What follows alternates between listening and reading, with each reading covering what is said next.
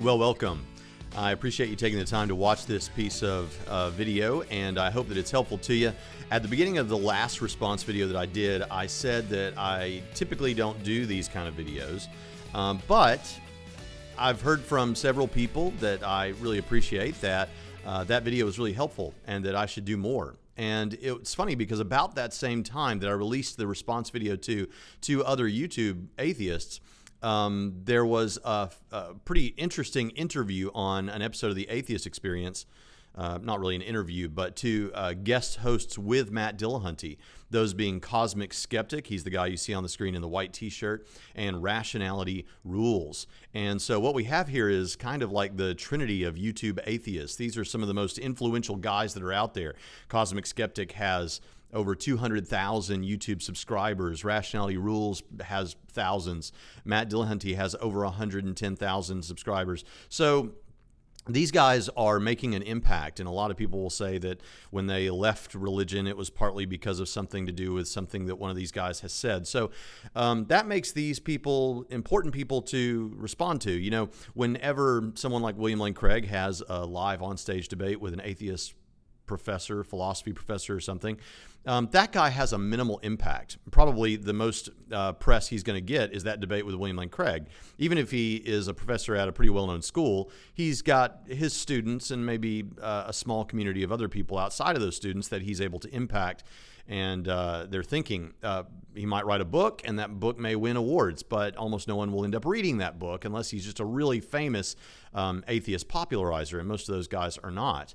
On the other hand, if you take someone like any one of these three guys, they release one video talking about whatever they want to talk about, and thousands upon thousands upon thousands of people will see that video. And so if you want to respond to skeptics and secularists today, atheists, then YouTube really is where it is at. And so we are blessed that God has provided for us a number of Christian apologists that are out there, people like Capturing Christianity's Cameron Bertuzzi, Inspiring Philosophy, Mike Winger, JMD Apologetics 101, and a lot of others who are out there doing this sort of work. What do you mean? David Wood, responding to skeptics and people of other non-Christian religions, so that when young people go out looking for information on this, they will see the response. And so I think that's a noble effort. And so we can do that here. Now, in this video, I'm going to go a little bit deeper than I did in the previous videos that we've done. Now, that may mean that we cover some of the same material, but just to a greater depth. One of the reasons that I've decided it was a good idea to talk about these guys is because they do kind of I mentioned in the last video that with a lot of these atheist YouTubers, what you get is a lot of rhetoric, and that's that's a big part of it. And there's some of that in this episode of the Atheist Experience. But I have limited our discussion here of that video to the points where they are talking about the evidence. And so I hope that that'll be helpful and meaningful to you. So I like these guys in that they actually are willing to confront the facts and talk a little bit about them. What's amazing is I could not have scripted this better or outlined it better, I suppose, because the arguments that I typically bring are the free will or the cosmological argument for God's existence, a free will argument, and the resurrection case. And in this video, with three callers in a row, they talked about the cosmological argument, the nature of free will, the nature of human freedom from an atheist perspective, and then the resurrection. Now, we're not going to say too much about the resurrection. It may not mention it at all because I want this video to be somewhat succinct. We'll see if I can do that. But the fact of the matter is, it's just amazing that these three guys got together and they talked about the very arguments that I use and used in my debate with one of these guys. So it's very appropriate, I think. So even if it sounds like I'm rehashing some of the stuff you've heard in other videos, well, maybe you can learn something by repetition. Also, I need to say as we begin that the guy in the middle is, I forget his real name, Stephen something, and he goes by the name Rationality Rules. That's the name of his channel. And he's been the center of a bit of controversy. In fact, as you're looking at the screen, you're seeing an episode of the Atheist Experience, which is one of the programs made possible by the Atheist Community of Austin, ACA. And so there's a little bit of a controversy between Rationality Rules and the ACA. And this episode is not to talk about that. I'll say a few things about it at the end because what happens in this episode really informs that whole controversy. So I think we're going to say something that I haven't heard a lot of people saying, and I think it's a really important point. So if you don't want to listen to this video, you can skip to the end, and I'm perfectly fine with that. But that is not the real point of this episode. It's just something that we're going to say kind of in passing, or to sum everything up. So with that, let's begin and listen to what I think Rationality Rules might be the first guy that speaks, and we'll hear what he has to say about something to do with the beginning of the universe. So here we go. And the idea that it is a absolute beginning for everything is just not what it is. All the Big Bang is describing is a moment in time, not the beginning of everything. You couple that with the fact that we've observed that energy cannot be created or destroyed, and the fact that despite the massive advancements we've made, we still know very little about the universe. It leaves me in this position where I personally think that there was never a nothing, there's always been something. Okay, so now I want to say a few things about what he said here. There's a couple of problems. First of all, he's right to point out that it's not necessarily true that the Big Bang represents the beginning of all physical space, time, and matter. That's what he's saying. So, like, typically when Christian apologists respond to atheists and they bring the Kalam cosmological argument, by the way, if you're not familiar, but you probably are if you're watching this video, but everything that begins to exist must have a cause for its existence. The universe began to exist. Therefore, the universe must have a cause for its existence. And then you go on to do a conceptual analysis of what that cause must be. And we'll do some of that in this episode. But so because of that, typically the Christian will say, look, we know, and most physicists today will agree that the universe had a beginning. Now, what the atheists will often say, and if you're an atheist out there and you're listening to this, please get this down. Even if you don't like me as a person, that's perfectly fine, but please get this down because this is a mistake that is made so often.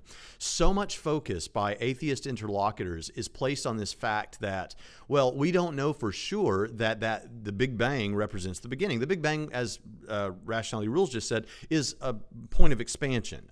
It's a moment in time, but it may or may not have represented what happens just after the beginning of the universe. And the reason they want to say that is because, for all we know, look, there are all these other models of the universe and of cosmology. You've got the standard model, you've got the steady state model, you've got vacuum fluctuation, you've got all kinds of vacuum models, you've got cyclical models, perhaps a multiverse. There are all these possibilities out there. So could there have been some other space, time, and matter prior to the Big Bang? Could it be that the Big Bang is a part of a big crunch and this is in a cycle or a repetitious expanding and collapsing of the universe? There are these other possibilities out there. And so what a guy like Rationality Rules wants to say is, look, for all we know, the Big Bang is not the beginning of the universe, so the universe could just have existed always. Now, there's two things that I want to say about this. The first thing is this, and this is where I'm saying, atheists, listen up, because it's like atheists seem to think that they're making a really relevant point to the Christian apologist here. But what the Christian apologist is going to say, and what we have said repeatedly, is it doesn't matter if you think that the Big Bang represents the beginning of all space, time, and matter or not. If you think there's some other physical space, time, and matter prior to the Big Bang, well, then guess what? That's just kicking the can back up the road. What we're saying here is there has to be an ultimate beginning. And we'll talk more about that in just a few moments, but there has to be an ultimate beginning. And so if you say, well, maybe there was something else, you're just kicking the can back up the road. The Christian apologist, a skilled one, already knows this. So when you spend all of this time talking about what it means for the universe, when we say universe, and whether or not the Big Bang was the beginning, misses the point. The point is all of space, time, and matter had to have a beginning. So that misconception is something that ends up wasting a lot of time, and we can move past that. And I'm going to say more about that when we get to Matt Dillahunty's comments in a moment. So I'm tempted to go ahead and say it all now, but I won't. The second problem we have with what Rationality Rules here says is he closes by building on that and saying something like, as far as I'm concerned, it may be that something's always existed. Now, there's a big problem with that. And what I want you to recognize is that these three guys on the screen are the three guys, particularly Rationality Rules and Matt Dillahunty, are the guys who are supposed to be the ones who have thoroughly debunked the cosmological argument. The Kalam cosmological argument. They are pointed to by other atheists. In fact, Rationality Rules, the guy in the middle that right now I've paused it where he's got his eyes closed. Matt Dillahunty, in my debate with Matt Dillahunty, he, in a live public debate, pointed to a YouTuber, pointed to Rationality Rules to say that if you want to see a debunking of the Kalam cosmological argument, he's done it. He's the guy. Pine Creek that we covered last week, we talked about how he pointed to Rationality Rules. Other people have told me, if you want to talk about the Kalam, you need to look to Rationality Rules. This is the guy who is supposed to have thoroughly debunked the Kalam cosmological argument. And as I said in the last video, and I don't want to rehash the last video, but one thing I said there was, look, the primary issue that he raises in his quote-unquote debunking of the Kalam cosmological argument is what he sees as an equivocation fallacy between how we use the word cause in the first premise of the argument and in the conclusion, whether it's efficient or material. This is and if you want to learn more about that, just go back to the video where I talked about Godless Engineer in Pine Creek, and you can get that there. But this is interesting because they think this is so relevant. But this is on William Lane Craig's top 10 list of the worst objections ever brought to the Kalam cosmological argument. And William Lane Craig is the modern champion of the argument. He's one of the top 100 American philosophers, I think. So I think he knows. You can go listen to, I think there's a lecture where he was at Biola University that's available on YouTube. I think it was Biola. And he talks about the top 10 worst objections. Now, he doesn't mention Rationality Rules. He probably doesn't know who that is. But this is an objection that has been around for a while, and it's one of the top 10 worst. So this is the guy. And what does he say here? Let's find out. Is he the guy to talk to about the Kalam cosmological argument? Well, what does he say? He says here that maybe something's just always existed. Now, I'm going to go into this because for some of you, you may think, well, this is old hat. I've heard people say this many times before. I don't need you, Braxton, to go into a whole big spiel about this. Well, feel free to skip it. But here's the thing. The more that I talk with people online who posture themselves as knowing all about these sorts of things, often don't understand these things and don't know what they're talking about. I'm not talking about Rationality Rules necessarily. I'm talking about people that show up in the comments and kind of seem like they know a lot about this, and then they have no understanding of these concepts, these very simple concepts. We saw that in our last video with people that think that when we're arguing for God's existence, that we're arguing necessarily for the Christian God. Well, no, we use a resurrection case for that, right? So we see people misunderstanding these things all the time. So I am going to go into this. Why is it that it's not possible that something has simply always existed? Well, there are a couple of problems with Rationality Rules comment here. He doesn't, when he says, as far as he's concerned, something has always existed, though he doesn't say it in these terms, what he has to be saying, what that entails, is that the universe is past eternal. If something has literally always existed, physical something has always existed, then what you're saying is the universe is past eternal. The universe is time, space, and physical matter. So you're saying that something has existed temporally, that there is a series of causal events that stretches back infinitely into the past. That is not possible for a couple of reasons. One reason that that's not possible is because there simply is no beginning to the physical universe, so you don't even have a way to begin. Time doesn't even have a place to begin to start moving toward the moment that we're experiencing right now. So here's what you can do as a little, home craft project as you're watching this video. Draw a line on a piece of paper, and that line represents time. Put a dot, draw a little dot right in the middle of that line. And that represents this present moment where you're listening to this video or watching this video. Then to the right-hand side of that line, put an arrow, which represents that time extends, forever into the future. Now, this shouldn't be too controversial a point because Christians obviously have Christian eschatological beliefs that give them an endless future. It'll never be an actual infinite. We'll get to that in just a few moments, but it will never end into the future. And even atheists, I don't think, should have too much of a problem with this, because even if you think that the universe is going to experience a heat death, perhaps you think that something, if it's always existed, may always exist into the future. So let's not worry too much about that. So that arrow to the right-hand side of your line represents the timeline going forever into the future. But to get what Rationality Rules is saying, we have to put an arrow at the other end of the timeline going forever into the past. So what we have there is an infinite past. Now, the problem with that is that you could never arrive at this moment that we're experiencing right now for two pretty simple reasons. At least they will seem simple once you kind of hear it. One of the things that I love about what I'm saying right now is I'm not really showing you anything. I'm not giving you information. All I'm doing is drawing together things that you kind of already know and connecting the dots and putting the puzzle pieces together in your head so that you can come to your own conclusion. You don't have to have a physics degree or a philosophy PhD to get this. So if there's two reasons why, if the universe is past eternal, we would have never arrived at this moment. One of those reasons is if there was no beginning moment to the universe, then time and causal events, the universe would have never been able to transverse all of the past temporal moments and causal events to get to this moment because it never started crossing that infinite number of time and causal events. I mean, if you don't have anywhere to start from, how are you ever going to arrive? If there is no point A, then you can never get to point B. A lot of time when people start talking this way, novices in this will point to Zeno's paradoxes, and they'll say, look, the point is you have point A and point B, and you can cross an infinite, there's an infinite number of possible points on any line, and even though it seems paradoxical, you can just cross that infinite line to this moment. The problem with that, at least one of the problems, is that with that paradox, at least you have a point A to begin from to get to point B. With the past infinite universe, there is no point A. You just have to get to point B without ever starting. It doesn't work. If you want a simpler way of saying this, J.P. Moreland puts it this way: it's like try jumping out of a hole that doesn't have a bottom to it. Now, obviously that doesn't make any sense, right? How could you jump from the bottom of a hole to get out of that hole if there is no bottom to the hole? Now, don't try to get clever and say, well, maybe you could kind of ninja off the walls. That's to miss the point of the analogy. You can't jump out of a hole without a bottom to it. That's just the way it is.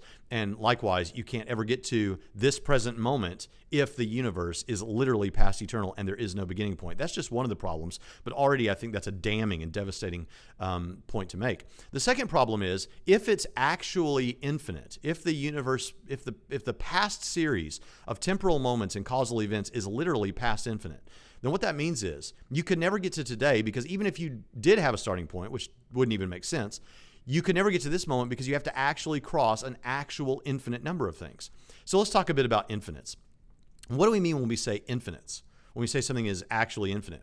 When we're talking about infinities, we're talking about series or sets that are limitless. It doesn't mean just a really large number that it's hard to imagine. No. It means there is no number. It's forever. It's like limitless. So we might talk colloquially about there's an infinite number of grains of sand on the beaches of the world. Well, is that true? No, it's not actually true. We might say something like that, and I wouldn't correct someone in regular conversation if they said something like that, because they're just, they're just speaking kind of figuratively. They just mean there's a whole lot, and it's, it boggles the mind to think about how many grains of sand on the beaches of the world. But is it actually infinite? No, it's not infinite. There is a number. Now, it's a ridiculously high number, but there is a number. And if we knew that number, we could add one more grain of sand, and then you'd have the new number. And you could add 1 billion more grains of sand, and you'd have a new number. But it's not actually infinite if you can attach a number to it, because infinite means actually limitless. Like there is no number. Another problem would be the stars. If you could think about the star, well, there's an infinite number of stars in our physical universe, or in or whatever, in all the multiverses, if there's a multiverse. Well, there may be a ridiculously large number, but there's not an infinite number. Let's get even more stark with this. Imagine the number of atoms in the physical universe. Just imagine the number of atoms that are in your fingernail. It's unbelievable. Now imagine the number of atoms in the whole physical universe. What if there's a multiverse? Think about the number of atoms in all of the possible universes in the entire actual multiverse, if there is such a thing. Is that infinite? Well, we're tempted to say so, right? Because it's so ridiculously large. Nevertheless, it wouldn't be infinite. There is a number. It's a number that we can't imagine, but it's still a number.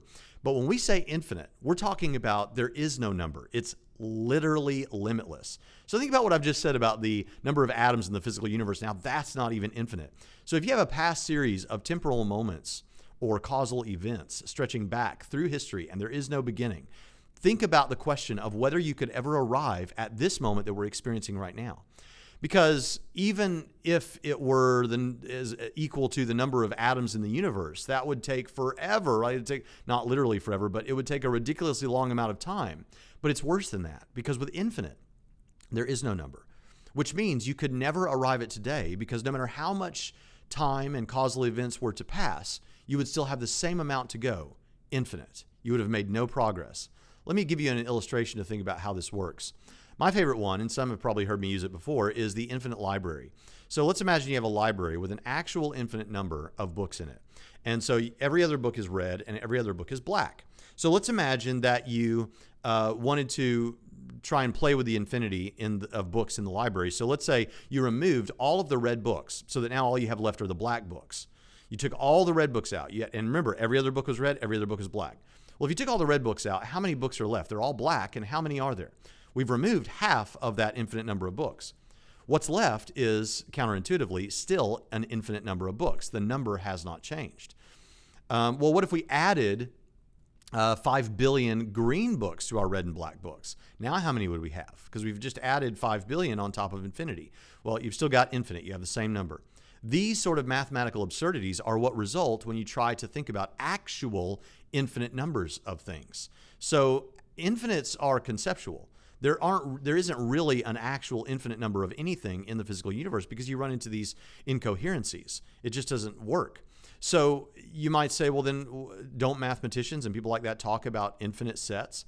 They do. But when they do, what they're talking about is what we call potential infinites. A potential infinite is kind of your own sort of cognitive awareness or conceptual idea of infinities. You can think about the concept of infinite.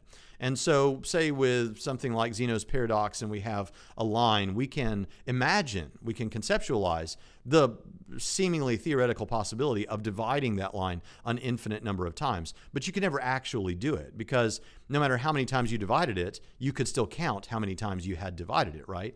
And you can never get to infinity by successive addition, because no matter how high that number gets, you still have a number for it. And when you add another one, you just add one to that number. So actual infinites don't exist in reality.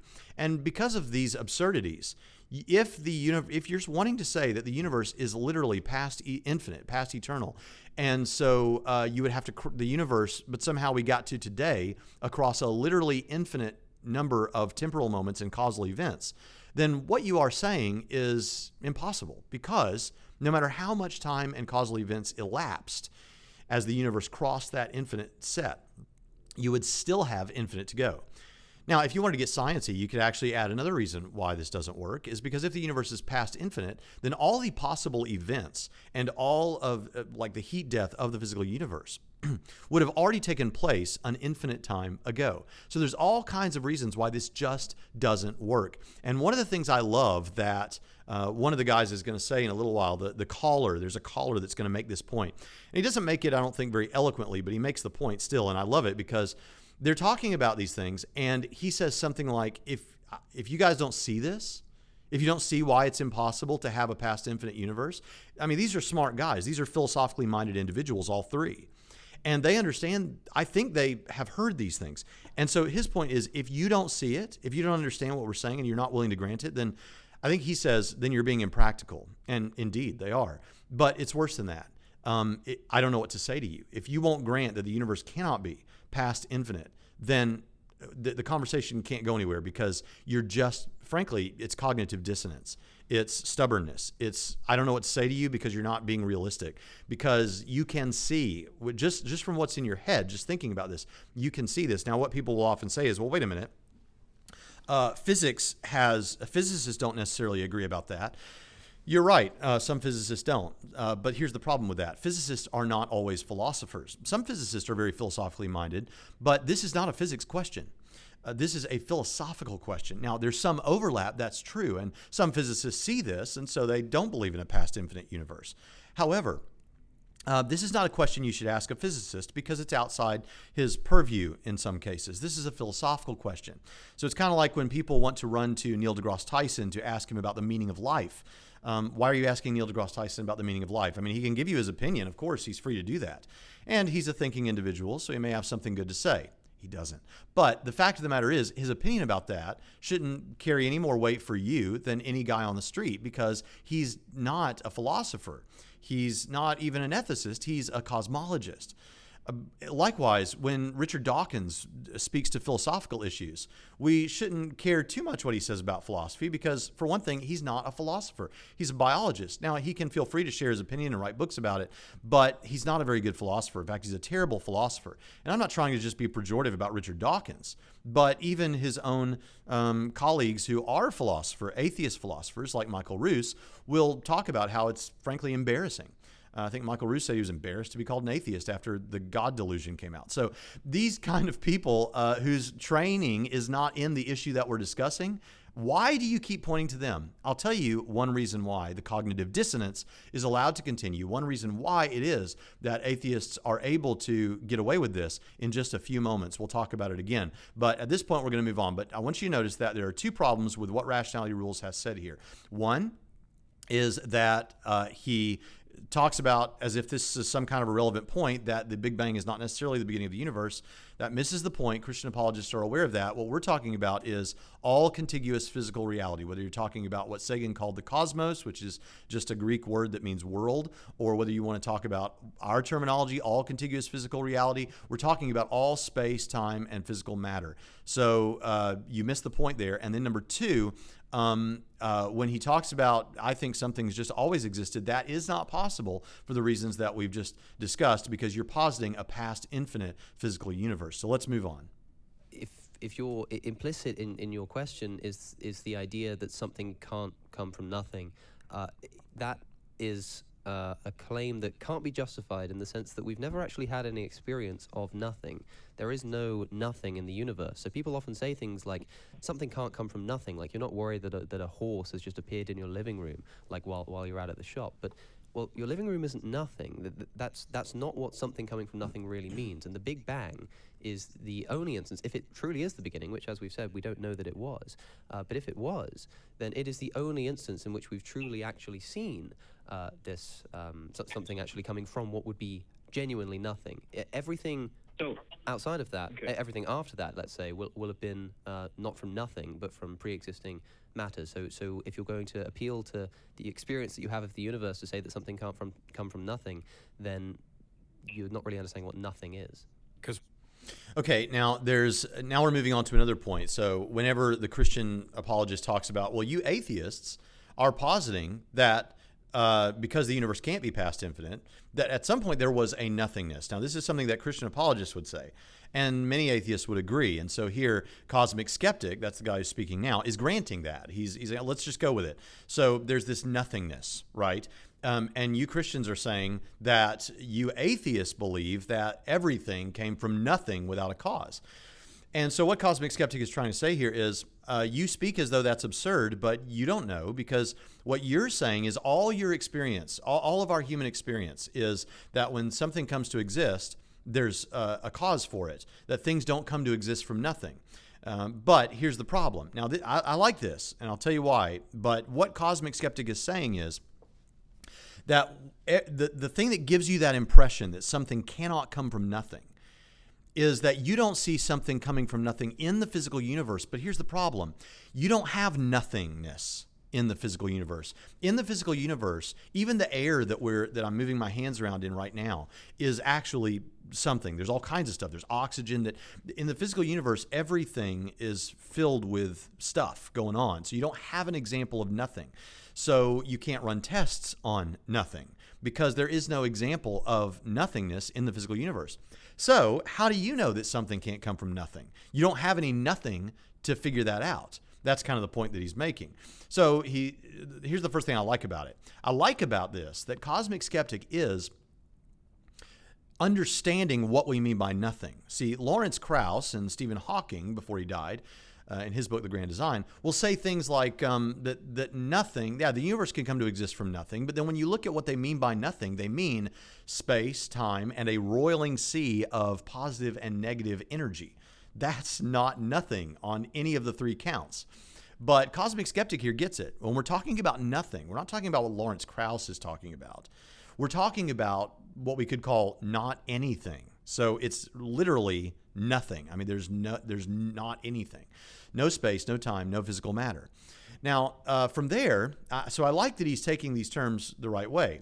But then what does he say? And I don't think he realizes how ironic it is, the example that he uses, because it completely works against the point that he's trying to make. There's two problems with this. So he says, you don't think something can come from nothing because you think perhaps that it's absurd to imagine that you don't worry about a horse suddenly appearing in your living room when you're not at home, right? That would be ridiculous, right? That would be just, we all know that's crazy, right? Because a horse can't just come to exist from nothing. But your living room isn't nothing. So maybe a horse could, or something much more complex than a horse, a physical universe could come to exist from literal nothing. Now, notice what's going on here, and it's kind of hard to put it into words, but I'm going to try. I want you to get this. So he grants that we don't need to worry about a horse coming to exist in your living room because that's not actual nothingness. But maybe universes could in actual nothingness. But notice, in the living room that we're talking about, it's actually much more likely that something could come to exist from nothing, like a horse or a physical universe. Because in your living room, that's in the physical universe of cause and effect. There's all kinds of causal things going on in the physical universe. The living room is a causal space in a causal system. You agree that's absurd that a horse would come to exist in a place like that, but it's actually far more likely that it would happen there than in a state of actual nothingness. Because in the living room, you have possibilities, potentialities, powers, properties, but in literal nothingness, you don't have those things. So if you're going to grant that in the living room it's absurd, then you definitely should grant that in a state of actual nothingness, it's absurd. The analogy that he gives actually works against it and kind of magnifies and intensifies the point that the Christian caller is actually making. So that's one problem. To look a little closer, what's another problem with the idea that something could come from nothing? Now, again, CosmicSkeptic and all three of these guys, I don't think any of them would say that, yes, definitely something can come from nothing. They're just saying it's epistemically possible. That is to say, I don't know if it's ontologically possible, but it's epistemically possible. And what that means is, as far as I know, perhaps that could happen. I don't know, which is to say it's possible from his perspective. But even the idea that it's possible, here's the problem with that. Now, notice, you have to do this if you're an atheist. You have to leave open the possibility that something could come from nothing, because otherwise you would have to posit some sort of a cause. And they know that that tumbles you down the staircase to theism. So we can't have that. So we have to leave the door open to possibly something could come to exist from nothing. And this can be veiled in the idea that we're actually being high-minded and more measured about this, because we don't know for sure what's going on, but we do know for sure that something can't come from nothing. And here's why. Nothingness has, as I just said, no possibilities, no potentialities, no powers, and no properties. And here's the thing. This is not anything, remember. This is not space-time, roiling sea of positive and negative. This is nothing. Now, if you want to say that something maybe even possibly could come from nothing, then you're saying that either it does have powers, in which case it's not nothing. Maybe it does have possibilities, in which case you need space and time and you need some sort of properties, and that's not nothing. You're saying that it does have properties, right? And I've just said that wouldn't be nothing. And it does have powers, or I don't know if I got those in order, but the fact is, in any case, if you're talking about nothing, you have to posit it having something so that it could do something, or so that something could happen, even randomly, right? But if it has no powers, no possibilities, no potentialities, and no properties, then no, nothing could come from that, because we're talking about not anything. And this is, again, where I love our caller. Now, he wasn't making a point about this. He was making a point about the past infinite universe, and we're going to hear it in just a moment. I should have moved it to this moment. But where he's just like, if you guys don't get that, if you guys are really going to posit that the universe could be past infinite, and here we can imagine him saying that if you don't get why something couldn't come from nothing, then you're being impractical. I don't know what to say. And I would say you're being, frankly, stubborn about this. And this is where I want to say that one of the big problems is what allows for this is they can say, I don't know. Now, we've heard people say that recently, and this is kind of a recent move for atheists, we've heard people say, look, you can just say, I don't know, and isn't that the most honest thing to say? So whenever Matt Dillahunty and I debate with him, and many other people when I've discussed this with them and watched debates, is they'll go along with you to say a point like this, and they'll just say, well, I don't know. But as William Lane Craig says, this is not a bus where you get to just ride along with the bus as far as you want and then just get off wherever you feel like getting off. No, you've got to ride this bus to its destination. And that destination is a cause for the universe and ultimately theism. But there's two things that allow this sort of thing to go on. One is, I don't know, sounds humble, sounds honest, sounds enlightened. And I hear that from commenters all the time. They'll say, but Braxton, isn't to say I don't know, isn't that the most honest thing to say? Well, sometimes, if you really don't have a good reason to believe that X is the case, then yes, I don't know is honest, is I don't have any good reason to believe that. But if you do have good reason to believe that X is the case, then no, it's not honest. In fact, it's dishonest. Now, I'm not claiming that any of these men are being dishonest, but when you confront evidence like what I've just presented, why something can't come from nothing and that the universe can't be past infinite, it's not as blunt as this, but imagine standing in front of a tree and I say, look, there is a tree standing in our midst. And you say, well, I don't know that. Well, but look, it's got all the attributes of a tree. It's got bark, it's got leaves, it's taller than us, it's plant-based, it's a tree. And it's got the essence of tree-ness. And you just kind of say, well, but I don't know. And isn't I don't know more honest? Because you've got some kind of a reason not to want to believe in trees. You say, I don't know. And isn't that more honest? Isn't that the more humble and enlightened position? No, that's not the more enlightened position. That's backwards. That's ignorant thinking. And isn't it more honest? No, you're lying. There's a tree standing here, right? Now, I'm not saying that any of these guys are lying, but I'm saying that there is certainly this I don't know is a begging off of following things to their conclusions, and you can't do that. Secondly, one of the reasons that they're able to do this, and this is such an important point, please don't miss this, is that today, and they'll waffle on what they mean by this a little bit, but it's something like a soft scientism, or even in some cases a hard scientism. Scientism being the belief that we shouldn't believe things are true unless they can be scientifically demonstrated. Now, a soft scientism doesn't go quite as far as that, but you still get this with most of the atheists that we encounter, particularly on YouTube today, is this reliance on something like the natural sciences, something sciencey, or natural science itself, that we need to be able to test this, like in a lab somewhere, before we can conclude it with repeatable experiments.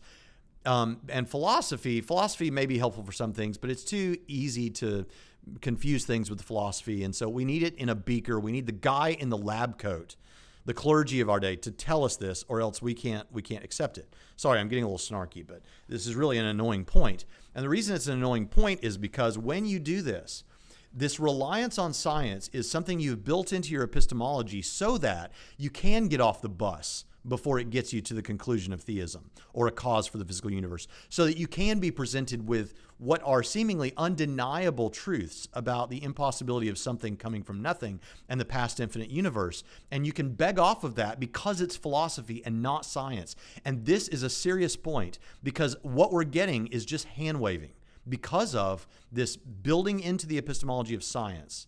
And the I don't know, because of that, it's just begging off. It's just cognitive dissonance. It's ultimately just stubbornness. And until we can get past that, no, we're not going to think that's enlightened. We're not going to think that's humble. We're not going to think that's the most honest position. Do better. That's all we can say about this. And I hate to be straightforward, but I'm sorry. That's what's going on here. And so we need to point it out, because hopefully you can stop it. You're talking about space-time. What we really should say is our local presentation of space-time, which then would not preclude some other sort of time or some other sort of space, whether it be multiverse or whatever. Okay, what I want to say about Matt here, and I promised I would come back to this. So I've already covered this idea that he's making this trivial point again, that Rationality Rules made that, well, when we talk about the beginning of the universe, really we should be clear that we're just talking about the beginning of our local representation of the universe. But what he's leaving the door open for there is a multiverse, and fortunately, Dillahunty is careful to say, I'm not convinced there's a multiverse, but he's leaving the door open for that. He's leaving the door open for some other model. But again, Here's what I want to say about this. Not only what I said a moment ago with Rationality Rules, but I told Matt Dillahunty this to his face on stage at Baylor University in our debate, is that is an irrelevant point because we're not talking about just our local representation. Call it Sagan's cosmos, call it what we call it, all contiguous physical reality, whatever you want to say about it, all space, time, and matter. And if you think there's some other space, time, and matter prior to this one or outside of this one, then we're talking about that too. All space, time, and physical matter needs a cause because the universe cannot be past infinite. We've already covered this. Why am I bringing it up again here? Because since I told Matt this, that what Christian apologists mean is all physical, contiguous physical reality, then it's odd that he keeps bringing it up. I've corrected this with him. He shouldn't still be saying this. Now, that may sound arrogant to you because you're thinking, well, no, because he just disagrees with you. But that only works in certain cases. So with more complex things, like I could say, well, I believe that God exists, and I've told Dillahunty why I believe God exists, so he should now believe that God exists and stop this. Well, that wouldn't work because, yeah, he disagrees with me and my reasons about God's existence. But in a case like this, where what he's responding to is what the Christian apologist is saying, it's not quite a straw man. I won't call it that. But he understands now, because I've told him, that that's not the point we're making. The point we're making is all of reality, that still needs a cause. And for him to still try to get out of that by saying, well, when we talk about the universe having a beginning, we're just talking about the local representation of the universe. Since that's been corrected, at least by myself and surely by other people, he shouldn't make that point. What he should do is say, I realize that Christian apologists are saying. This is how you steel man someone. This is how you say what they're saying. You should say, I realize that Christian apologists are talking about all of physical reality, even if it's not just this physical universe, and then begin from there. But he doesn't. Now, why is that? Well, here's what and this is a teachable moment, I think, for myself. I learned something when I realized this, and maybe those of us who are speakers, communicators, whether you're an atheist or a Christian, maybe we can learn from this. When you're a communicator for a living, when you do this all the time, there are certain paths in our brains that we are used to traveling. We've talked about something that really intrigues us or excites us or interests us so often that when we get into those subjects and we start talking about them, there are these sort of paragraphs or whole pages in our brain that represent paths that we're used to walking along those paths. Or imagine them like train tracks. And so whenever I, for example, start talking about the cosmological argument or free will or the resurrection, there are tracks in my brain that kind of like train tracks that when I come across them, I click onto them, and then I can travel along those train tracks somewhat on autopilot. I've talked about these things so much that I don't really have to think about it too much. I already know what I'm going to say, and so there's not a lot of uhs or ums or getting hung up on words because I already know where to go. I've said it 1,000 times. I'm probably going to say it the same way that I've said it 1,000 times before. But when you're talking about something that you've never articulated in the past, like what I'm doing right now about these train tracks, it's kind of like you're walking through the woods or walking through some tall grass. And you can see right now with me, as I've never really talked about this before, you might get some uhs or ums or me getting hung up. And you may still get to your destination, but not as smoothly as, oh, when I click onto these tracks, now I know exactly what I'm going to say. I have this all figured out. I've talked about it before, and it's smooth and you travel along. When you talk about these issues of worldview and religion as much as Matt Dillahunty has, you have multiple tracks so that when you don't have to talk about issues for very long at all before you're going to come across something that he's covered and that he's mentioned and gone over in podcasts and in debates. So there's a lot of tracks for him to click on and kind of sail along. And here's what happens. Occasionally, I have a bunch of tracks too. I hope you follow my meaning here. And so I can speak pretty smoothly. I'm not trying to be braggadocious, but when I'm public speaking or teaching a class here at our school, I can speak pretty smoothly most of the time because most of the time when I'm teaching, I'm talking about things that I'm very much well aware of. But every now and then you find that there was something wrong with one of your sections of track and it runs into a brick wall or it runs off into the high weeds and it doesn't go anywhere. And someone points that out to you or you realize that there was a flaw in your thinking. And what you have to do then is you have to either ditch that track or you have to restructure it because that track leads to a brick wall. Well, what happened at Baylor is when I pointed out to Matt that that's a misunderstanding of what we're ultimately saying, or at least it doesn't go far enough to cover what we're saying. I'm saying that's a track that leads to a brick wall. And if he realized that, then what he should have done is ditch that track. And maybe he did for a while. So why is he saying it again here? Well, what I suspect happens, and I can't know what Matt's thinking, but what I suspect happens, because I've seen it in myself, I have to catch myself with this, is that time goes on and you do have that track and you're so used to it that you kind of forget about that. And then whenever it comes up again, oh, guess what? There's my track. And you click back onto it. And even though it leads to a brick wall, you travel along that same track again because you're so used to it. A great example of this was someone that I really used to enjoy listening to when he was alive was Christopher Hitchens. I know Christopher Hitchens was an anti-theist, right? But I really liked to listen to Hitchens talk just because as a speaker who appreciates other speakers, he was very colorful, he was very good with his words, and he used great analogies. But there wasn't a lot of good content there. Sorry, there just wasn't. I know he's a hero to a lot of people. But anyway, so Hitchens did this with the moral argument for God's existence. Every time he would debate a Christian apologist where they brought up the moral argument, he would misunderstand the moral argument to think that it was saying something like Christians are more likely to do good things and atheists are more likely to do bad things. That's what he thought the moral argument was. And he would be corrected every single time that a debate took place and that was discussed. But you know what? Given enough time, he would have another debate. And sometimes this would be two debates in the same week and he would still mess it up. And there's a great documentary called Collision that has him and Douglas Wilson. And it's a series of debates across America with he and Douglas Wilson. And multiple times with the same guy in the same documentary, we see this happen.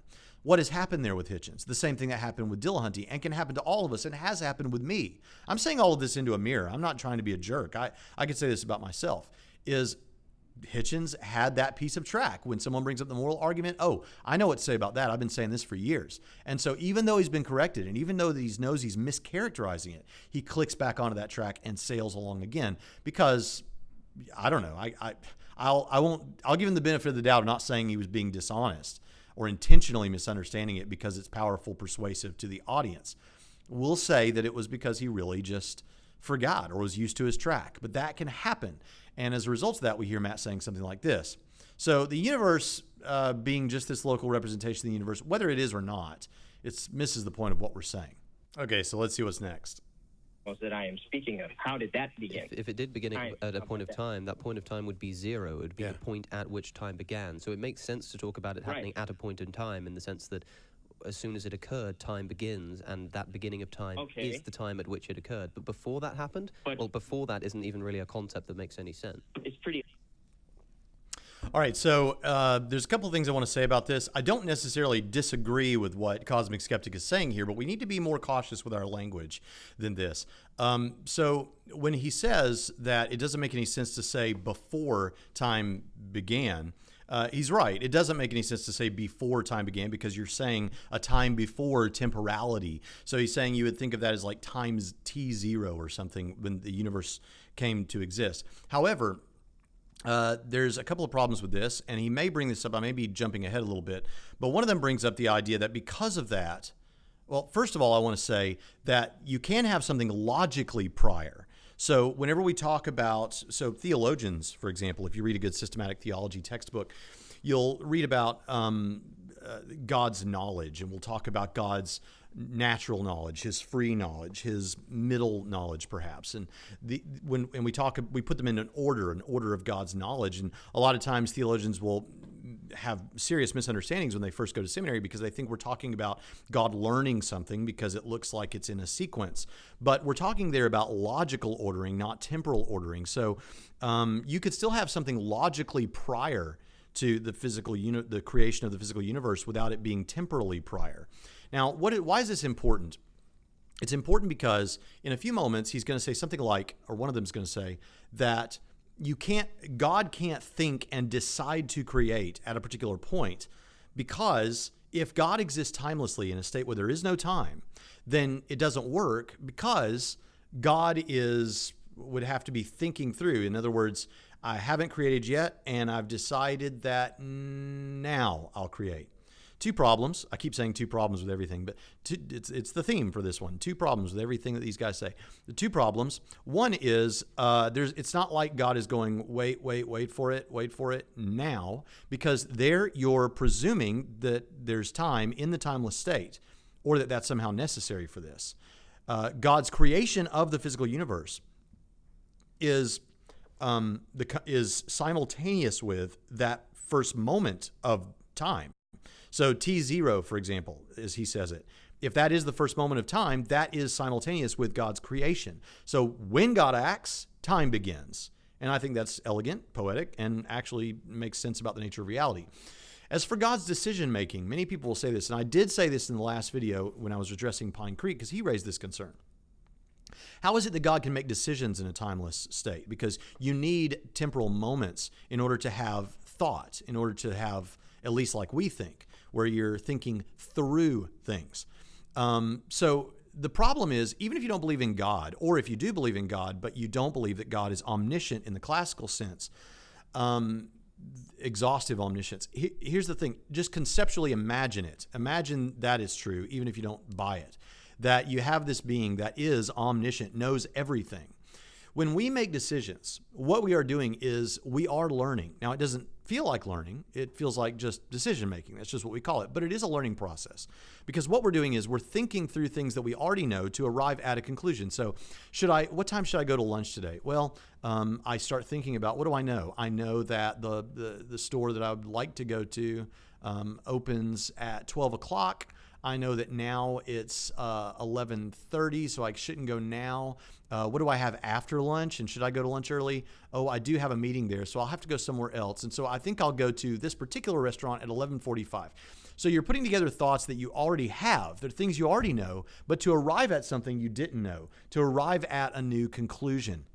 And that would be a process of learning. God doesn't have to go through those steps because he knows everything instantly, including what he will do. So as a result, he doesn't need time in order for God to make a decision. This decision was made timelessly. So you don't have to go through a process. So this misunderstanding of what we mean, see, it would actually be helpful. I would really encourage this for atheists out there who are going to make videos like this. Now, you're going to think I'm trying to subtly get you to read evangelistic material, and maybe I am, but that's not the main point. The main point is, if you're going to run a channel that is going to respond to theists, then you've got a lot of work ahead of you, because not only do you need to understand all the physics and science and all that stuff that you guys just love, but you also need to study the philosophy. You also need to study theology. You need to get a good systematic theology textbook and read that. And you need to read through some of the stuff that we would study in seminary. Maybe ask for a bibliography from a seminary for a class on systematic theology or something. And even worldview analysis, because those things will help you to understand where the Christian is coming from and maybe not make some of these kind of silly mistakes they're not silly, but they would be silly if you knew that like every Christian that you're going to interact with that is a serious contender for the faith is someone who has that kind of training. So it helps to be aware of what they're going to say. Obvious that there was a beginning in time, because you can't have an eternal past of moments, because you would never get to now. These are things where, I mean, if you were to say you don't know that. Okay, here we are. This is the thing that I've kind of been referencing so far. This is where the caller says something that I just love. He's just said, with the past can't be eternal, or we never get to today. If you guys just if you're just going to say, I don't know, and let's hear what he says. That's being impractical, and it's not Occam's. You're not going by Occam's razor. Well, your position here is the statement that you're saying that you know there was a beginning cannot be substantiated. Okay, now notice that he says the caller is obviously a little bit frustrated, and I get it, man. I've been there. I've talked to YouTube atheists before. And I don't want to be unkind to you who are YouTube atheists, or to these guys. I like all three of these guys, but I get the frustration, because what we're saying here is, look, something can't come from nothing for the reasons we've discussed, and the universe can't be past eternal for the reasons we've just discussed. And you haven't given me any way to knock down those ideas. And if you're not willing to grant that much, he says you're being impractical, but it's more than that. You're being stubborn. It's cognitive dissonance. You're hiding behind I don't know. And I'm sorry, this is where I said a while ago, do better, but this is because I don't know is thought of as this enlightened, humble, honest response. And it is if you don't have good reason to believe that X is the case. If you do have good reason to believe that X is the case, and for some other hidden reason you're not wanting to accept it, then it's not the honest position, it's not the enlightened position, it's not the humble position. It's cognitive dissonance. And then secondly, again, this hiding behind the lab coats. If science doesn't give it to us, then we don't have to believe it. It's a cop-out, frankly. So let's move on. That the universe had a first cause. You cannot assume any other attribute that really... Okay, here's what we're going to go next. He's going to start talking, and then Matt's going to back him up. Okay, we'll give you that the universe is not past eternal, and it needed a cause, but how do you get to the point where you understand that this cause is conscious? And this I really want you to dig in on, because listen, you who are Christians, I want you to learn from this, and YouTube atheists, please learn from this, because I really do. I'm not trying to be condescending. I'm not. I really want us to be able to move past some of these preliminary, pedantic arguments that just take up time and get in the way. So I really want you to get this. It is repeatedly said, Matt has said it, others have said it, that when you talk about, when the Christian argues for God's existence, and they argue for this cause, they give you argument to the point of getting the cause, and then they just start stacking on these arbitrary assumptions without evidence for what this cause must be, or without reasoning, that it must be timeless, it must be spaceless, it must be non-material, it must be a conscious, it must be all-powerful, it must be the Christian God, you know? Okay, first of all, the Christian God, and I said this in the response to Pine Creek, the Christian God part, none of us, no Christian apologist who knows what he's doing, brings the Kalam as a one-stop slam dunk for the Christian God. We do it to demonstrate theism before moving on to the resurrection. Please understand that. And Pine Creek misunderstood this because I guess he hasn't read these great books like 5 Views on Apologetics or The History of Apologetics by Avery Dulles, or the Norman Geisler's Christian Apologetics, any book on Christian apologetics is about that goes over the different apologetic methodologies, and so what we get is people like Pine Creek saying, oh, did you see Braxton admitted this? He's let it slip out. No, this is what we teach our students. This is what we say to people. We try to make sure people understand that with something like a theistic argument, we're just trying to show that theism is true. We're not trying to say it's the Christian God. Now, I don't know if these guys here say that we layer on the Christian God, but so many people do. That's not what we're trying to do. Secondly, with these other elements like spaceless, timeless, non-material, sufficiently powerful, that it's an agent. Yes, we do say those things, but we're not just stacking them on. Seriously, if these are the guys who are supposed to have thoroughly debunked the Kalam, then between the three of them, we should be able to come up with a proper caricature of how Christians deal with these things. And how Christians deal with these things is we actually give you reasons, and we don't just assert them. So they're going to challenge him now on how do you know it's conscious. Let's hear what they say.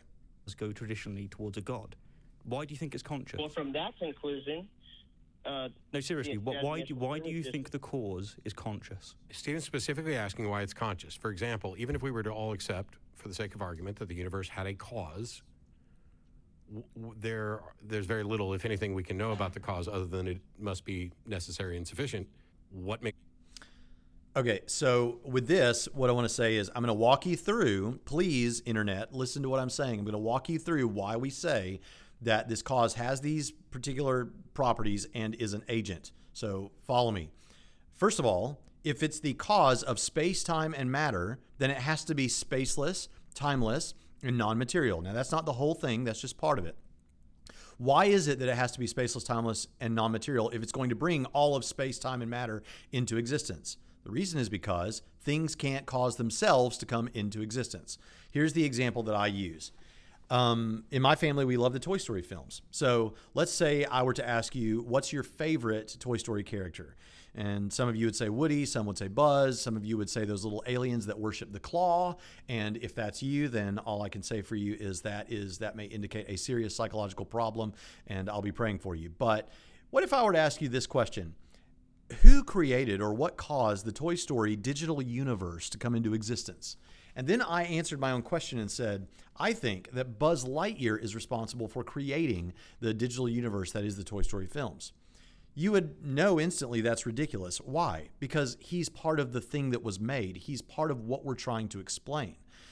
We know that someone outside of that digital universe, skilled animators, people who know how to do digital animation, screenwriters, a director, voice actors, musicians, these are the people outside of the digital universe that created that digital universe of the Toy Story franchise.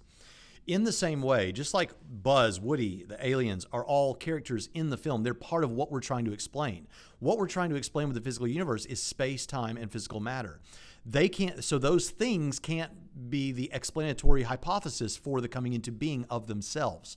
So the cause of the physical universe must be spaceless, timeless, and non-material. That's just what has to be. So what else can we know about it? Well, are there things like that? There are things like that.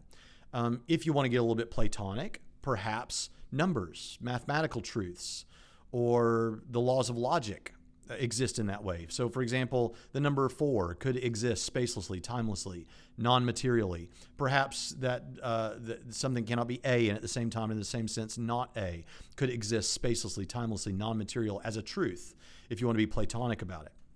However, these abstract objects that we're talking about here don't have causal powers. They don't do anything. So the number 4 can't cause anything to happen, so that doesn't work as your cause.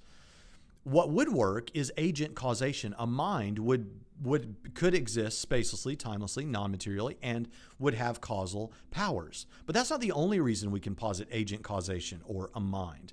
Another reason why we would posit this is that we could say, we would have to say that whatever this cause is, it would have to be free in the libertarian sense. The reason I say that is because there was no prior determinism for the first cause, and certainly in a timeless state of absolute nothingness, there was no determinism.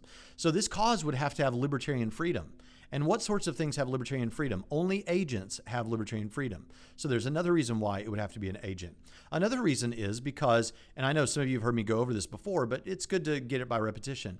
Another reason is we have various types of causation. So we have state-state causation. That's where like you have something like a rock resting on the surface of a frozen pond. The state of the rock is being caused by the state of the frozen pond. To rest where it is. You have event causation, where, say, I threw a book through a window. The event of throwing the book caused the breaking of the window. An event caused an event. But with the beginning of the universe from a state of timeless nothingness, you would have state-event causation. And what that would require is an agent. Because from a state of timeless nothingness, you have to then go from that to an event. That requires agent causation. We can see a very obvious example of that. You can illustrate it yourself. Just sit in a chair, completely still. You're in a state, and then stand up. Your state led to an event. That's easy to illustrate, and it requires agent causation.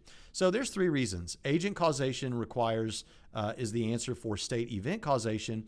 The first cause would have had to have libertarian freedom because there was no prior determinism to work on it. And lastly, it would have to have causal powers, and agent causation would have causal powers where abstract objects would not. So we have a spaceless, timeless, non-material agent. It would also have to be sufficiently powerful because it would have to be powerful enough to bring the universe into existence. And it would have to be wise enough or knowledgeable enough to do it in such a way that it works and matter coalesces into stars and everything else works out the way that it would need to work for a sustainable universe. So we have a spaceless, timeless, non-material, sufficiently powerful, exceedingly wise mind that serves as the best explanation for the beginning of the universe. And this is what Jews and Christians have always understood when they looked at Genesis 1:1 and it says, in the beginning, God created the heavens and the earth. So do we just assume those properties for God? No. And if you ever say that again, I want everyone to hear me say this. If you ever say that again, if any of these 3 guys ever imply that again, then it is a straw man. And now that you've heard this, it's one that you know you're making. Now, you can disagree with my reasoning there. That's fine. But to say that we just assume it without reasoning our way to it is a straw man. Stop it. Let's move on. You think the cause is conscious. How did you rule out universe creating pixies? How did you rule out universe creating pixies. I said this in the debate, that in my opening statements, that when confronted with this evidence, Matt has in the past suggested as an alternative explanatory hypothesis to God, universe creating pixies. I mean, you can't make this stuff up, folks. Now, I realize that he's probably saying this tongue-in-cheek or as a part of some kind of reductio argument or something, but here's the thing. The fact of the matter is, universe creating pixies, if you've been pushed back by the reasoning and the evidence far enough that you're left with universe creating pixies, you are simply grasping for straws. But I realize it said tongue-in-cheek, so let's just take it like that. Let's grant what he's saying. Let's go with universe. I'll take it more seriously than he will. Let's say, okay, yeah, universe creating pixies. Now notice here, he changed his track a little bit. He's altered his track.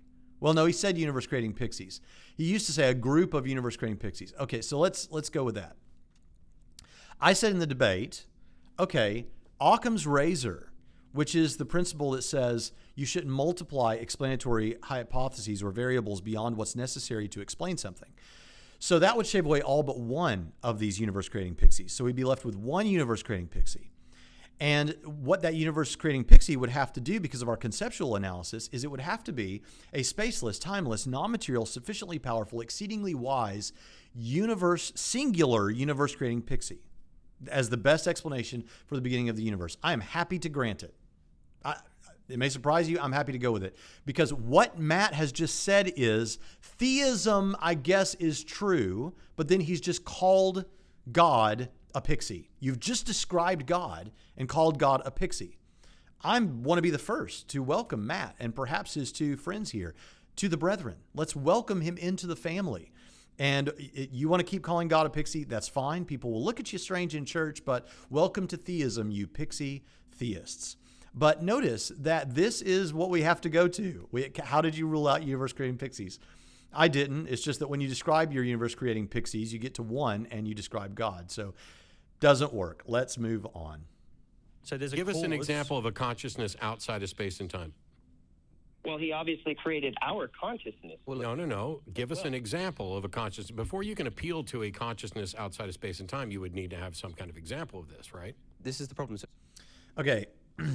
Here I want to move over to something that Blake Genta pointed out in an on-stage debate with Matt on one occasion on Does God Exist?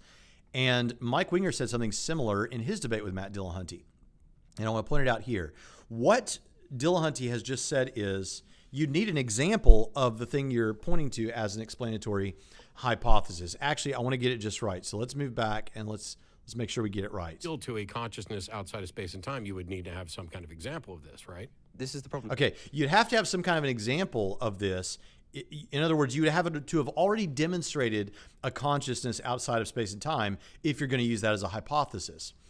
Here's the problem with that thinking. The thing about it is it's persuasive because it sounds rational when you first hear it. Like, yeah, okay. So I would have to already know that such a thing is possible and have other examples of it if I'm going to point to this particular case as an explanatory hypothesis. The problem with that is if you carried that with everything, you could never make any new discoveries. You could never come to any new conclusions. Because every time it's a new discovery or a new conclusion, Matt could just jump out and say, wait a minute, if you're going to claim that is the new discovery or that's the explanation, then you would have to already give us an example of where that's happened before in order for us to say, oh, yeah, okay, that does happen, so your hypothesis works. So there's an infinite regression that would result where you could never have any new discoveries or new hypotheses ever, because you could always just say, we've never seen an example of that, so that can't be the case. We would have never had a Copernican revolution. We would never make any major... If there is a multiverse, we'll never discover it, because if someone gives us evidence for a multiverse, we could say, okay, it doesn't matter about your evidence. Wouldn't you have to already give us an example of a multiverse already existing so that we could point to it and say, okay, we know about multiverses, so I guess this is a multiverse. Do you see the problem with that thinking? It sounds rational. It sounds like it makes sense on the surface, but when you dig under the hood, it just doesn't work. So let's move on. If a decision is a point in time at which someone changes the switch and turns the universe on, let's say, that's what the cause essentially does. Well, if time doesn't exist outside of the universe, then the concept of this concept of decision making doesn't exist either. Okay, now we've already covered this, but this is the point where he's making the same mistake that Pine Creek made of thinking that an omniscient agent, and he knows that Christians think of God as having exhaustive omniscience, but he makes the same mistake of thinking that with an exhaustively omniscient agent, that his thinking process would be the same as ours, and he would have to think through things to arrive at a decision. We've already handled this, and we've also handled the concern that you would have this time at which there was no creation and a time before that. No, you don't need that. The act of creation represents T0, the first moment of the physical universe. So I think we're moving on to the free will case now, but let's just see. Libertarian free will, the notion that if we rewound the clock, we could have done otherwise. Do either of you accept that that is the case? No. Absolutely not. And you're both convinced that that's pretty much certainly not the case? Yeah, I'd make the Certainly. affirmative case that it does not exist, if that's how we're defining free will, and I think that's the way that makes the most sense to define free will. Bear in mind, not everybody agrees with me on that. I do think that they... Okay, so now notice something. Now we're going to start talking about libertarian freedom. All three of these guys disbelieve in libertarian freedom. They all believe in some form of determinism, and determinism is just determinism, okay? But to give you a spread here, the guy on the far left is CosmicSkeptic. And as you're going to see, he disagrees with at least Matt and maybe the other two. And the reason he disagrees is he doesn't disagree with them that determinism is the case. They all agree on that. But he disagrees that we can have any sort of real, true, ultimate praise or blame. And he also disagrees that we should call it anything other than we shouldn't call it will. We shouldn't call it free will, because everything is determined by things that are outside of our existence, like our brain, mental states reduced to brain states, which reduces to our biology, and our biology reduces to things that took place before we were even ever born. So everything we do is hardwired and determined. I mean, he is the consistent determinist here, and I appreciate that about him. Rationality Rules agrees with him and does not call himself a compatibilist, but he wants to hang on to some of this language to allow for some sense of moral responsibility. And so he doesn't say free will, but he just says will. And Matt has waffled on this a little bit, but he has classically referred to himself as a compatibilist in the line of Daniel Dennett, who's one of his heroes. Every time he ever speaks about free will, he talks about Dennett. And Dennett, I read Dennett's book, Elbow Room. This is an interesting fact. I committed to read, in preparation for my debate with Dillahunty, every book that I ever heard Matt Dillahunty mention. And there were 3. And I read those books. 2 of them were Daniel Dennett. So Daniel Dennett, he'll say I don't have heroes or whatever, but Daniel Dennett is clearly someone he admires. So he's a compatibilist, and he thinks we can have moral responsibility, and we're going to see how that breaks down here in just a few moments. But I also want to point out that Matt has defined libertarian freedom as the principle of alternative possibilities. He didn't use that language, but that's the language that's in the literature. In the literature, when you talk about libertarian freedom, there are a couple of features. One of those features, I know you've heard me say this before, but the principle of alternative possibilities is the idea that when I do something, I could have done something different than whatever I ended up doing. And I do think that in almost every case, we probably have that. And I do think that God has that he could have done other than whatever he ended up doing, the principle of alternative possibilities. And that is sufficient, but what is necessary and sufficient for libertarian freedom is something that these guys seem unaware of it. Now, CosmicSkeptic might be aware of this because he does say, I think that principle of alternative possibilities that was sort of obliquely described by Matt, he says, I think that's what makes the most sense, but not everyone would agree with me. So maybe he's aware of this. And if he is, he should say so. Because what is necessary and sufficient for libertarian freedom is that even if you have a case where you could not have done otherwise, as long as you are the originator of your actions and nothing outside of you determines your actions, you can still be said to be libertarianly free. So some would say, well, that's just compatibilism. No, compatibilism is very much something outside of you determines your actions. If it's naturalistic compatibilism, then yes, it's all reducible to your mental states, reduced to your brain states, reduced to your biology, and so on and so forth. So something outside of you determines your actions. On Christian determinism, like Calvinism, something outside of you determines your actions. God's ordaining of all things and decreeing of all things, as Calvinists understand those concepts, determines your actions. With compatibilism, in any case, something outside of you determines your actions. But on libertarian freedom, even if there's a case where you could not have done otherwise, so long as you are the originator of your actions, you can still be said to have libertarian freedom. That becomes important, and at least Matt seems unaware of this. And if the other two are aware of it, they don't say so. And that's a big problem. It's one of the reasons why, and I don't mean to sound like a snob, I don't mean to sound condescending, but it's why you need to read widely on this. Read what Christian determinists are saying, read what Christian people who affirm libertarian free will are saying, but also read the journal articles, even from skeptics. There are atheists out there who are trying to argue for libertarian freedom. Hear what they're saying, hear what their categories are. It'll help to move the conversation forward. They offer an account. Yeah. So I think here what's going on is Matt thinks of himself as a compatibilist, and here he's going to say why he kind of likes compatibilism, and basically it's that compatibilism is able to give him what he thinks people really want out of free will, which is like moral responsibility and the idea that they kind of are able to make real, genuine choices and things like this. Now, he would grant that it's not libertarian choices, but that you're the agent that caused the action. So kind of like Calvinists, if you're familiar with the Calvinist debate, Calvinists will say, yeah, God determines all things, but you're still the agent that takes the action, and you still follow your desires. So even if ultimately God determined all things, since you are the agent that takes the action, you're still morally responsible. And Matt does the same thing, just with naturalism. So let's move on. That addresses what most people care about, which is holding an agent responsible for their actions and stuff. Yeah. But I think that's where I might disagree with you. But the reason.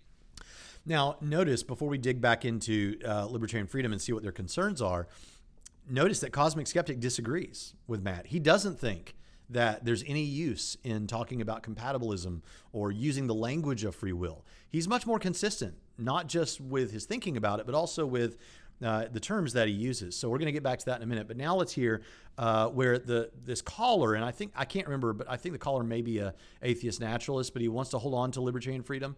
And so CosmicSkeptic is going to help this guy understand why, and Rationality Rules is going to help him understand why libertarian free will doesn't really make any sense and seems impossible. So let's see if they can say something new about this.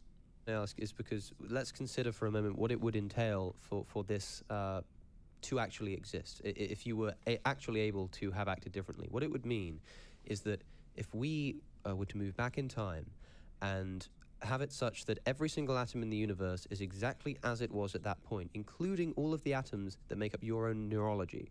So every single atom in your brain is moving in the same direction at the same speed, doing exactly the same thing, and your synapses are firing in exactly the same way, and your desires are precisely the same, and your motivation to act upon your desires are exactly the same, that somehow, somewhere in that concoction of events inside of your psychology, something could have gone differently.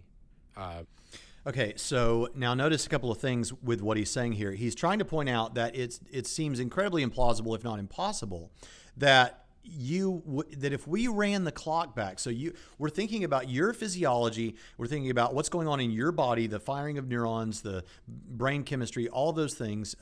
If we were to run the clock back on the machine, you're saying that you could have made another decision. You're saying with everything the same, you could have done something differently, and implying that doesn't really make any sense. But notice a couple of things about this. There are two problems with this. One is he's presuming naturalism. In order to get this to work, he's presuming that naturalism is the case. If naturalism is the case, I grant you that determinism must be the case, for all I can tell. Because you are just a machine. You are just, as I said twice now already, your mental states are reducible to brain states, which are reducible to your biology, which is reducible to things outside of you. Yes, you couldn't have done otherwise if naturalism is true. But Christian theists don't think that naturalism is true. We are substance dualists. We believe that you have a physical body and you have an immaterial soul. And because of that, we believe that your physical body is not the only thing at play here. There is something else. There is another substance, not a physical substance, but the soul is actually interfacing with the brain and the physical body. Now, if that sounds odd to you, it shouldn't be. In a few moments, Matt Dillahunty is going to talk a little bit about how when someone gets a tumor in their brain, they may act irrationally and act differently and may harm people or harm themselves. And we kind of give those people a break because we then realize it's a tumor that's causing them to think differently. And they get into a little bit of a disagreement about how that, what to do in a case like that, because it seems like even if you don't have the tumor, everything is still ultimately deterministic on naturalism, so you can never assign praise or blame in any case. But I want you to notice that on our view as Christian theists, we can make perfect sense of that. The soul and the brain interface, so that yes, if someone has something strange like a tumor, yeah, then in such a case, or if they have depression because of an imbalance of, this is not always the case, but if it's because of a chemical imbalance in their brain or something else, then we take that into account and we can be sympathetic to that. But there is an interface between the soul and the physical body and the brain. Now, how does that work? You say, well, that doesn't make any sense. What is that like? We actually have a pretty good illustration. Now, people like my friend Eric Hernandez, who may not like how I characterize the soul and how it works. Maybe he would agree with this. I don't know. He may not like how I say this, but I think this is a good kind of blunt way of putting it that we can kind of attach to and think about. So think about an FM radio, and if you tune into the right signal, then it plays this beautiful music, say some kind of classical music or something from a symphony, and it's playing this music, and it just sounds great. I mean, you've got a great stereo system here, and it's playing. Now, there are two things at work here. You've got the equipment that is playing the signal, and you've got the signal that is coming from somewhere else interfacing with the radio, and then both of those are necessary, and then you get the beautiful music. That's what I think is the case with our physical body, the brain, and on the one hand, which is like the radio, it's the physical structure, it's the mechanism, and then you have the signal, that's like the soul that's coming in. Now, even if the soul is interfacing with the physical body, like the signal is interfacing with the radio, that doesn't mean that problems with brain chemistry or tumors or things like that aren't going to mess everything up. So, for example, if the signal for the music is coming into the radio, if you damage the radio, the machinery of the radio, you haven't damaged the music and you haven't damaged the signal, but it's still not going to sound right. You're still going to have all kinds of problems with your phenomenological experience of the stereo itself. Why? Because even though the signal is still there, you've damaged the machinery. And so when the machinery of a human being gets damaged, we're going to see people who have mental disorders. You're going to see people that have perhaps anger issues or whatever else. Why? Because the machinery gets damaged. But that says nothing about whether or not the soul exists. It makes perfect sense if we think about our analogy here. So on naturalism, you could not have done otherwise, and I would agree with CosmicSkeptic. And that's fine because he's talking to another naturalist here. But on Christian theism, we believe that you're not just your physical body, but you also have a soul. And so for that reason, the idea that you could have done differently has a whole new dimension to it, and I think is perfectly plausible. Another mistake that he makes is that he rests again on this idea of the principle of alternative possibilities, that I could have done differently, and that's all that libertarian freedom means. Understand, he says, he's trying to imply that if we ran the clock back and everything was the same, you wouldn't have done differently because everything was the same. Well, even if I grant everything that I've said about the soul and the physical body and still were to agree with him that I wouldn't have done differently given my wants and desires, my intentions in a particular moment, it doesn't mean that I couldn't have done differently, and it doesn't grant that I don't have libertarian free will, even if I couldn't have done differently. Because remember, libertarian freedom is not just the principle of alternative possibilities that you could have done otherwise. It's that nothing outside of you determined your actions. So you can still have libertarian freedom. Simple mistakes that, if they were corrected by reading the literature on this, we wouldn't make these mistakes anymore. Again, not trying to sound condescending or smug. Now, that is something I want to say here. Gosh, should I say this? I'm going to say it. Again, I really like these guys. But you see in most of the moments where they're looking at the camera, particularly with CosmicSkeptic, and maybe just with CosmicSkeptic, you see what can only be described as the essence of smugness, right? And that can be persuasive, especially when you slap a British accent on it. Just saying. You get a guy that looks and sounds a certain way, and that alone can be persuasive.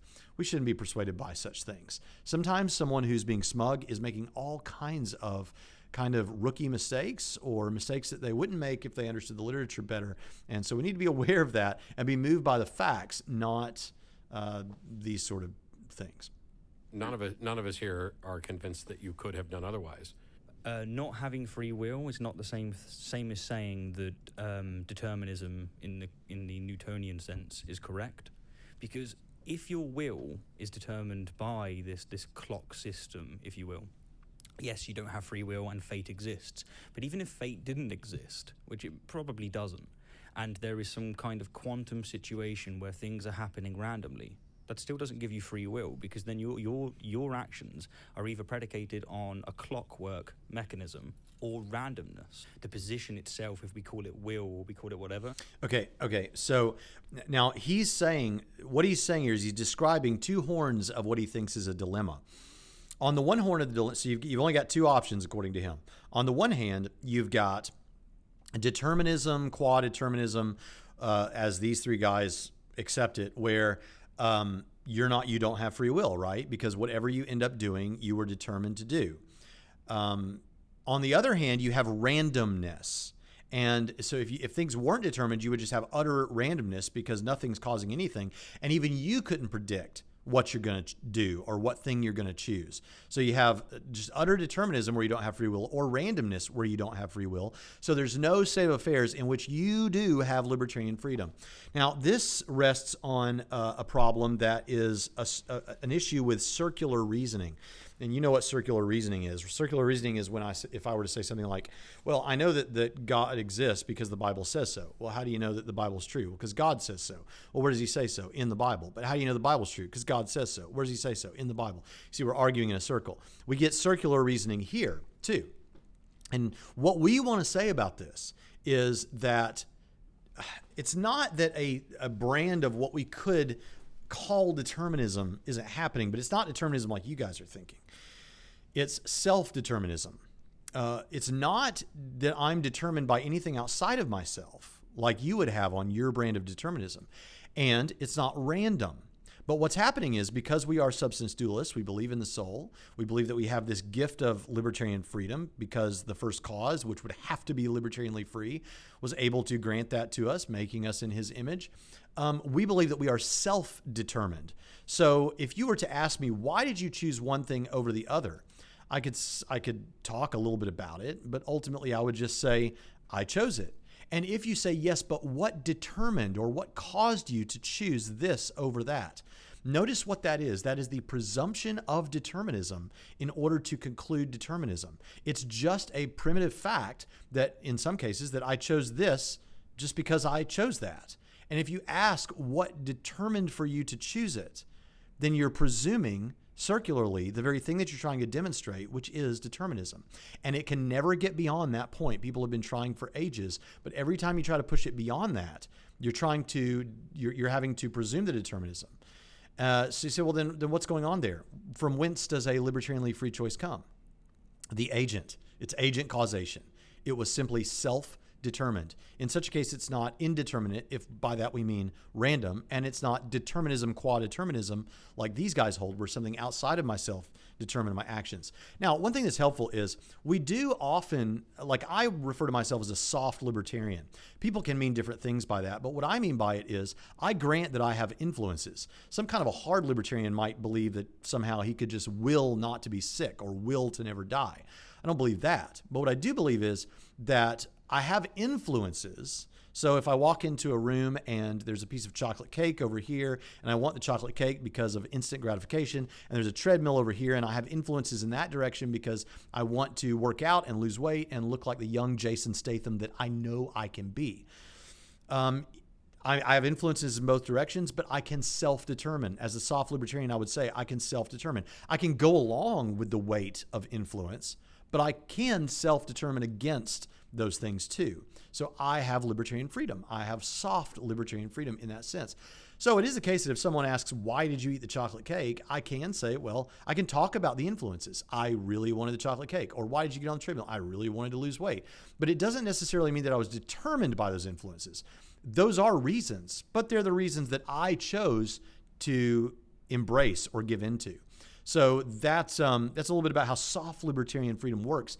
And I think we need to understand these things. But the principal issue is that we don't believe in randomness or determinism, quadeterminism. We believe in self-determinism. And I will continue to affirm that until someone gives me a good reason why I shouldn't. By the way, if you are one of these people that loves quantum mechanics and quantum physics, there are guys out there who are atheist philosophers who are trying to find a way that quantum mechanics and quantum physics might allow for libertarian freedom. Because if you have this sort of randomness going going on at the micro level of quantum stuff. We know that, according to these philosophers, that the things that are going on at the micro level, where this weird randomness can happen, can manifest at the macro level of our experience under certain circumstances. And so one guy is writing a paper in which has written papers in which he's arguing that in moments of genuine chaos in your brain, which isn't randomness, but when you're trying to decide on a major thing, not like,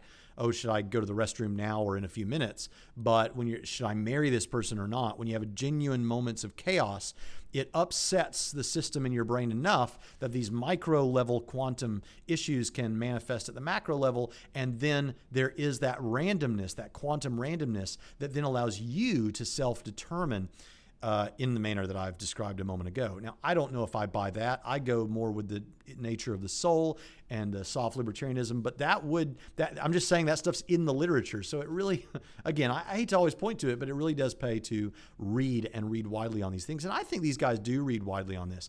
Maybe they're aware of these things, and maybe if I raise some of these issues with them, if I was sitting there with them, maybe they'd have something to say back, but we don't get it in this discussion. Now, what I want you to notice next is we're about to move into a segment where we're going to see some real disagreement as it comes to moral responsibility and genuine praise and blame. Let's see what it says. Let's see what they say. It's really useful because there is a distinction to be made where there's agents.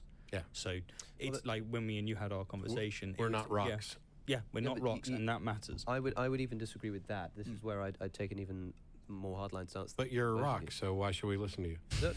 Obligatory determinism joke, right?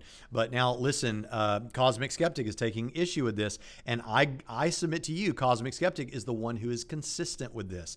CosmicSkeptic is saying, look, I'm just going to bite the bullet, grit my teeth, and go with it. Determinism is determinism, and if it's the case, we can't really have genuine praise and blame. People are just doing what they're determined to do.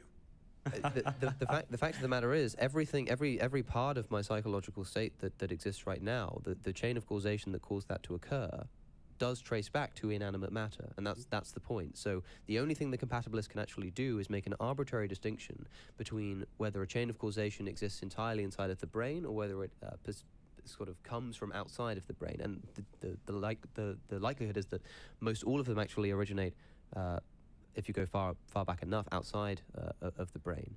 And so if you're a determinist, and compatibilism, by the way, requires determinism, so you don't have this element of randomness.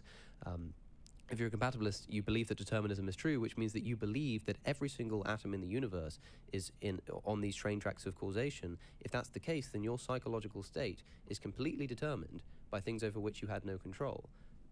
To me, that's not making anything compatible. The distinction between whether that chain of causation is thought about as existing entirely inside the brain, which, by the way, it's not, is arbitrary to me. I don't see why it should matter. So I want everyone to hear clearly what's being said. This is where I Norman Geisler once said, some things I don't have to respond to. I just have to make sure everyone understood what you just said, because it kind of explains itself. Yeah, that's how I feel here. CosmicSkeptic is saying something that to many people is horrifying. That doesn't mean it's not true, but I want all of the naturalistic determinists to hear this. I want the Christian determinists to hear this, because it's still determinism. And in both cases, if you are a determinist and if you're a compatibilist, you are a determinist. And these arbitrary distinctions you want to make are irrelevant. If determinism is true, and that's just the way that it is. I love it. I love how he's just biting the bullet and he's saying, why are you guys making this distinction? Let's listen to the rest of what he says. The free will argument that we're essentially making removes the ability for praise and blame, essentially, because like you say, you can't really take credit for the things that you do. To me, that's part of the importance that people are looking for when it comes to free will. The reason why they're reluctant to accept that it doesn't exist is because of the fact that you have to do away with concepts of praise and blame. There's level. Okay, now I want you to notice he is saying, this is an atheist saying, you cannot assign praise and blame if determinism is true. And it is true according to these three guys. It's according to the guy who's saying it. He's not, notice, he's not making a case that determinism is false. He's granting the horrific result of it being true and saying it's true. That if determinism is true, no one is really praiseworthy.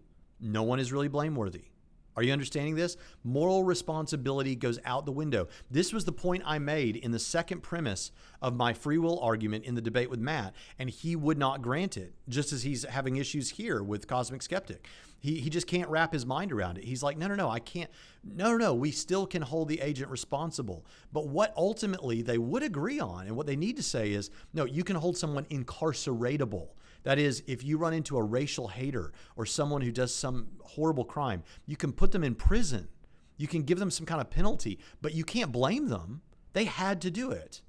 Now, in the day and age in which we live, okay, so when you do worldview analysis, get this down. When you do worldview analysis, there are a number of things that you use to judge whether a worldview is likely correct or whether you should adopt it. One of those is livability. Is that worldview livable? Can you live as though what you're saying is true? You cannot live as though determinism is true because every day of your life you have to pretend that it's not. And most determinists will grant that in order to make decisions in your daily life. You cannot pretend, you can't, moral relativism and relativism in general is not livable. These are not livable aspects of your life. Now think about the day and age in which we live. What you are getting from these three guys, which are supposed to be like the liberal progressives, the people that are speaking up for everyone's rights, I get it, right, but your worldview doesn't account for that. And here's why. Because what you have to say, and I doubt they will ever say it in any clearer terms than they're saying it right now, what you have to say is that when someone kills, say, a trans person or a gay person or a black individual or a woman, because they hate women or whatever it is, when those hate crimes occur, they couldn't help it. They couldn't help it. You say, surely that's a mischaracterization. Nope. You just heard him say it. You cannot assign praise and blame because all is determined. Now, is that how we live our lives? Is that how these individuals live their lives? It cannot be. That is an unlivable worldview. And here's what I want you to get. If you are an atheist, if you identify as an atheist, you must be a determinist. If you're not a determinist, you are living in conflict because on naturalistic atheism, determinism is the only game in town. And if determinism is true, there is no moral responsibility. Not really. There is no praise and blame. And the next time you see someone committing a hate crime, or you talk about white supremacy or Adolf Hitler or whatever you want to talk about, or Christians who are encroaching on your freedoms as an atheist, understand that the indignation that you feel, the sense of blame that you sense, is illusory. It's not real. It's not really there. Now ask yourself a question and don't try to wiggle out of this. Think about what I'm saying. Is that the world you live in?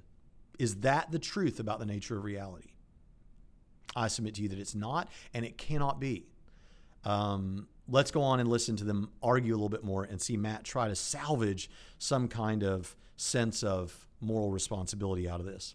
At which you can hold something responsible. If I have a tumor in my brain that is causing me to act out and the tumor is removed, clearly I'm no longer a problem, and we can put the blame or the responsibility on the tumor, and I as an agent have now fundamentally changed. But interestingly, that's look, if you had a situation where a friend of yours who had been just a perfect friend for all of your life, all of a sudden goes and commits a horrendous genocide or something, or kills a family or something, and you're just bemused by this, and he gets taken into custody, starts complaining of a headache, and it turns out there's a brain tumor pressing against the part of his brain that deals with rational thought, your moral evaluation of that person would almost disappear. And in fact, you probably wouldn't think of the agent as being responsible for that behavior. But here's the thing. The reason why you wouldn't consider that agent responsible there is because the only reason they acted in that way was due to some process that happened inside of their brain over which they had no control. Well, that's the case with every single conscious action we ever make. So I want you to see now what's being said. I want you to get it. CosmicSkeptic gets it. He's like, I get it. If I'm a determinist, there is no praise or blame. You're wanting to say that there's some special case for a person who has a tumor in their brain that is causing their brain chemistry to be such that they do things they wouldn't normally do. You're wanting to assign no blame to that person and give them a pass because they couldn't help it. They were determined by the tumor to do whatever thing they do. And I agree to I kind of agree with that. As a Christian, my worldview accounts for that, as I said, because we're substance dualists, and if something happens to your brain, that the machinery of the radio gets messed up, we realize that's not your fault. Understand what he's on naturalistic determinism. What's being said is everything is like the tumor. Everything is determinism and naturalism. The tumor is inconsequential. That's just another piece of the deterministic puzzle. But it has all been determined out, and none of it was really in your control. It's not like the tumor came and now you're no longer in control. No. You were never ultimately in control because it was all determined. Ultimately, your mental states reduced to brain states, which reduced to your biology, which reduced to things outside of yourself, traceable to the beginning of the universe. And so it's all determinism, and there is no moral responsibility. Now, I've already kind of given you my thoughts on that, but let me finish by talking a bit about this controversial issue with rationality rules, the guy right in the middle. This episode is now very controversial and is, my understanding, has broken all the records partly because you have these three really well-known YouTuber atheists together in one place. But there's another reason. The atheist community of Austin, which I think makes the Atheist Experience possible, this program, after they had him on, they released a statement in which they were apologizing for having him on because they thought that some of the videos, a particular video that he had made was inappropriate.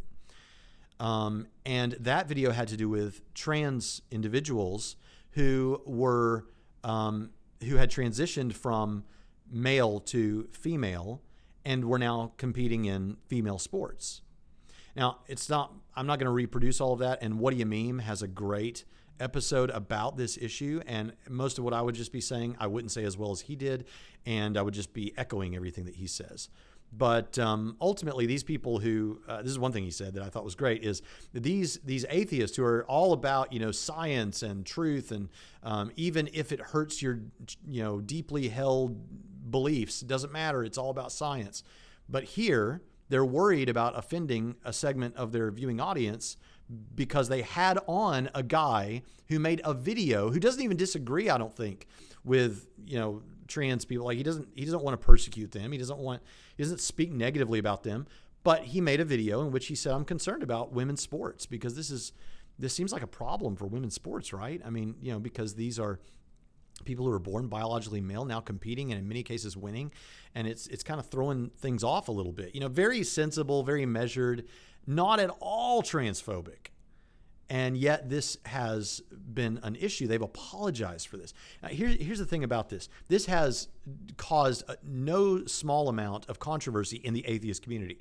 You've got a bunch of the atheists siding with Rationality Rules and taking up for him, and I think they're right to do so because I don't think there's anything wrong with pointing out facts in a loving and caring and straightforward way that are important for us in our world, to function as a society. So I agree with them. I'm not an atheist, but I agree with Rationality Rules on this. I'm siding up with him if I have to side with somebody. So a bunch of atheists are doing that. On the other side, you've got a bunch of atheists who are taking up for the ACA, the Atheist Community of Austin. And you've got this, they're like at it with each other, fighting about this. And so it's interesting. And the problem with it is every bit of it is undermined by what we see on screen before us, what we've just seen before us right now. Both sides are blaming the other side. Both sides are trying to assign praise to some group or other. But as we can see on this worldview, whether Matt realizes it or not, these other guys realize it, you can't have that. There is no praise or blame. You can't be upset with those people who are supporting Rationality Rules. In fact, on an atheist view, you can't even be upset with those people who are actively working against the trans community. It doesn't make any sense. Now, understand, I'm not saying that we should do those things. I'm just saying your worldview doesn't allow for praise and blame. And I think that's a major problem for a worldview. And we see right now with what's going on with the ACA and with Rationality Rules, a lot of inconsistency. A lot of inconsistency. When you take what people are doing and how they're acting and what they say when they're not on camera or when they're not trying to make some philosophical point about God's non-existence, and you hold it up next to the intricacies of what their beliefs lead to, it doesn't always work. And that is ultimately the point I wanted to get to about this whole rationality rules controversy through the midst of this entire video. I hope that's been helpful. If you've enjoyed listening to this, if people continue to watch, I'll continue to make videos like this as long as I think that it's helpful.